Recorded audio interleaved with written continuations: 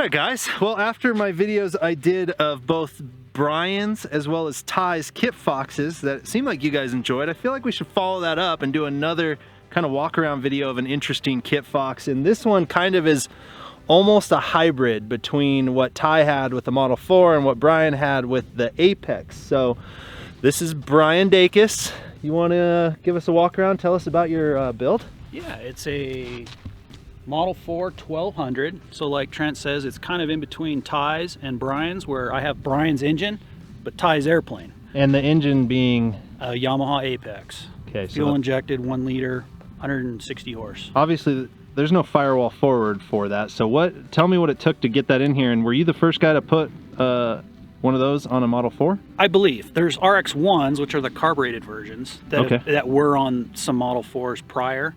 But the Apex required a different gearbox and stuff like that. Different motor mount is different. So we're getting close on the firewall forward. There's no cowling really available. But the Model 4, we can actually fit it in there, where Brian Bowen had to do all that custom cowling work. Oh yeah, and so you didn't have to really modify the cowling too much? No, this airplane had a 912 in it. Yeah. And I bought it without the engine. It's kind of weird. It's a smaller plane, but it actually fit better than it did in the Model 7, because they've taken the cowlings on the Model 7s and they've sloped them down, like on your airplane, and the top is the problem. Gotcha. They start to slope down too fast. What about engine weight? Obviously that probably, isn't that a bit heavier than a 912? Yes. So, and then the shorter tail on the Model 4 versus the Model 7, I did have to put some tail weight. So I'm probably around 15 to 20 pounds of ballast on the tail. Gotcha. So where Brian didn't have to do that, because a Model 7 is longer in the tail. Yep. And with the other creature comforts you have of like the adjustable horizontal, you have usable weight back there. So like that jack screw that makes the elevator go up and down, that's all weight back there that you guys have to help compensate for the weight. I don't have that, so. Yeah, not on the 4. Had to put lead back there. VGs all the way across the top. We were just talking about the VGs on top of the cabin there, trying to get the airflow over the tail. Yeah, tell me that. The VGs across the windshield, did you notice a difference? I had them on from originally, so I really can't say, you know. Gotcha. But Model 4s are unique to fly. You know, I trained in a Model 7, and I think it was Scott Palmer said, yeah, it's still going to take you another 100 hours to learn to fly that 4, and he was spot on. Was he? Yeah.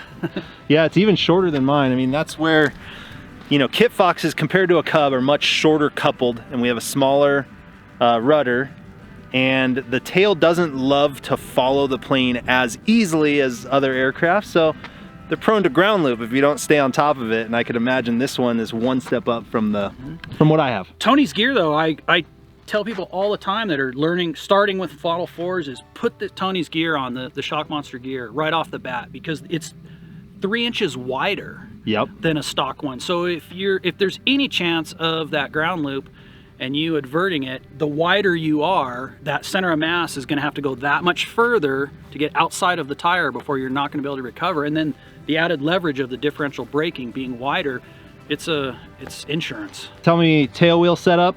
Tail wheel, I got Tony's Shock Monster tail wheel on there. You like it? I do.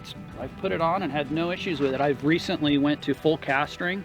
Ran my springs real loose for 2 years. Do you love it? I'm a huge fan of full castering. I think it was like you told me, just take them off. You won't even notice. It's a non-issue, and it's pretty much what it was. I ran them so loose, I was pretty much differential steering, brake steering anyways. Yeah.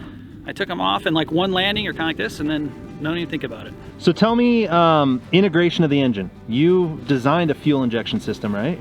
Yes, I did it for my own plane, and then Brian Bowen convinced me to start duplicating them and selling them. So I developed a AEM EFI system using all of their components. So it's an aftermarket EFI system. Gotcha. Computer, data logging, wideband tuning. It trims fuel all the way to rev limit. You know, you just pick your AFR and it follows that. It's great. And then it has the full engine display as well. So I've gone very extensive with engine monitoring. The concept of, you know, these engines, are such high RPMs, a lot of people with legacy airplanes are, the RPMs just throw them off.